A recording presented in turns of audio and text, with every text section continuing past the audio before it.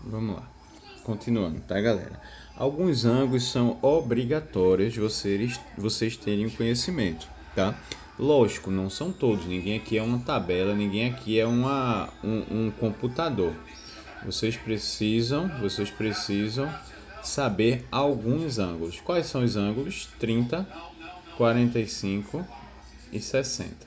Então, os ângulos que vocês precisam ter conhecimento são os ângulos de 30, 45 e 60, tá? O seno do ângulo de 30 vale 1 meio. O seno do ângulo de 45, raiz de 2 sobre 2. O seno de 60, raiz de 3 sobre 2. Pessoal, como é que eu vou decorar isso? É simples, galera. Tu vai fazer uma tabelinha, seno 30, 45, 60. Aí vai colocar 1, 2, 3. Depois de colocar 1, 2, 3, você vai colocar todo mundo dividido por 2. Dividido por 2, dividido por 2, dividido por 2. Depois de colocar todo mundo dividido por 2, você vai colocar raiz em todo mundo, exceto 1. Porque a raiz de 1 é 1, então não adianta colocar 1 aqui, raiz de 1. Então aqui eu não coloco raiz, aqui eu coloco, aqui eu coloco. Fez essa tabelinha simples aí, tá? Vamos lá para o exemplo. Para descobrir o seno, tá? Galera, ele me deu o ângulozinho, ele me deu o cateto oposto e ele me deu a hipotenusa. Seno é igual ao cateto oposto sobre hipotenusa. O seno vai ser 1 dividido por 3. 1 dividido por 3 vai dar uma dízima periódica 0,33 e aí vai. Tranquilo? Vamos para o segundo exemplo. Segundo exemplo, ele quer saber o seno desse ângulozinho aqui, ó. O seno desse ângulo vai ser o cateto oposto sobre a hipotenusa. Cateto oposto é 8, hipotenusa é o maior lado, 18. Então, 8 dividido por 18. 8 dividido por 18, galera, vai dar 0,44. Acabou a questão. Tranquilo? Próximo exemplo. Ângulozinho azul, ele quer saber o seno, tá?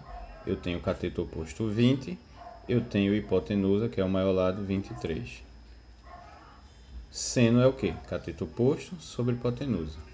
O seno vai ser 20 dividido por 23. Isso vai dar 0,86. Como a gente está no ensino médio, a gente trabalha com duas casas decimais. Tranquilo? Então vamos colocar aqui, ó. Pronto. Beleza? Ah, professor, calma, já sei que vocês iam falar isso. E para descobrir o lado, sabendo o seno, galera, lembra aquela tabelinha? A gente vai usar ela, tá? Na maioria das vezes vão usar ela. Isso aqui é muito simples. Isso aqui é para questões iniciais. Vocês vão usar mesmo. São essa tabela e esses valores. Mas vamos lá, porque ocorre, tá? Então eu tenho aqui um triângulo, tá? Um ângulo de 30. Eu tenho a hipotenusa valendo x e eu tenho o cateto oposto ao ângulo de 30 valendo 8. Seno é igual ao cateto oposto sobre hipotenusa. Só que vai ser o seno de quem, galera? Seno de 30. O seno de 30 vale 1 meio, ó. Seno de 30 vale 1 meio. Seno de 30 1 meio. Então coloca aqui no lugar do seno de 30, 1 meio. No lugar do cateto oposto eu coloco 8. No lugar da hipotenusa eu coloco x. Quando chega aqui, galerinha, a gente faz o meio pelos extremos, ó. Já lembram disso, né? 1 vezes x, x. 2 vezes 8, 16. Acabou a questão. Tá? Vamos para o próximo exemplo. Eu tenho um ângulozinho aqui, ó, de 45. Eu tenho o maior lado, que é a hipotenusa, valendo 15. Eu tenho o cateto oposto ao ângulo valendo x. Então, seno de 45 é igual ao cateto oposto sobre hipotenusa. Só que quem é o seno de 45? O seno de 45 é raiz de 2 sobre 2. Raiz de 2 sobre 2 é igual ao cateto oposto, x, sobre hipotenusa, 15. Meio pelos extremos. 2 vezes x, 2x. 15 vezes raiz de 2, raiz de 2 vezes 15. Ou 15 vezes raiz de 2. A ordem dos fatores não altera o produto, tá? Tá multiplicando, passa para cá dividindo. Então vai ficar 15 raiz de 2 dividido por 2. Isso aqui já é a resposta. Você pode simplificar se você achar necessário, mas isso aqui já é a resposta para essa questão. Tranquilo? Vamos para o outro exemplo. Aqui, ó. Nesse exemplo eu tenho um ângulo de 60, tá? Eu tenho um ângulo de 60 graus, esqueci de colocar aqui, ó, para identificar ângulo de 60 graus. Eu tenho a hipotenusa valendo x e eu tenho o cateto oposto valendo 10, certo? Então, o que é que a gente vai fazer? Seno, tá? O seno de 60 vai ser o cateto oposto sobre a hipotenusa. Só que quem é o seno de 60?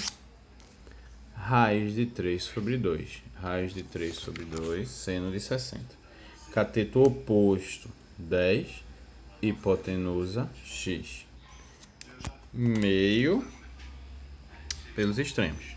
Então vai ficar raiz de 3 vezes x, 2 vezes 10. 2 vezes 10, 20. Raiz de 3 não está multiplicando, passa para cá o quê? Dividindo. Aí você vai pensar, professor, acabou aqui. Não, galerinha. Por que não acabou aqui? Porque o divisor, ele não pode ser uma raiz. Como o divisor não pode ser uma raiz, a gente tem que fazer uma coisa chamada radiciação. Professor, o que é radiciação? Eu vou multiplicar, galera, em cima e embaixo pelo mesmo número. Ó, não é raiz de 3 aqui? Então, a radiciação de 20 raiz de 3 vai ser 20 raiz de 3 vezes raiz de 3 em cima, raiz de 3 embaixo. Professor, se fosse raiz de 2, seria raiz de 2 em cima, raiz de 2 embaixo. Professor, se fosse raiz de 5, seria raiz de 5 em cima, raiz de 5 embaixo. Deu para entender? Aí, galerinha, aqui muito tranquilo, é só multiplicar 20 vezes raiz de 3, 20 raiz de 3.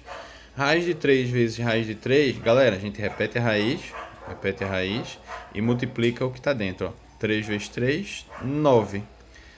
Qual é a raiz de 9, galera? A raiz quadrada de 9 vale 3. Resumindo, galera, quando você faz isso aqui, o que você procura? Você procura eliminar a raiz, ó. Porque eu tenho duas.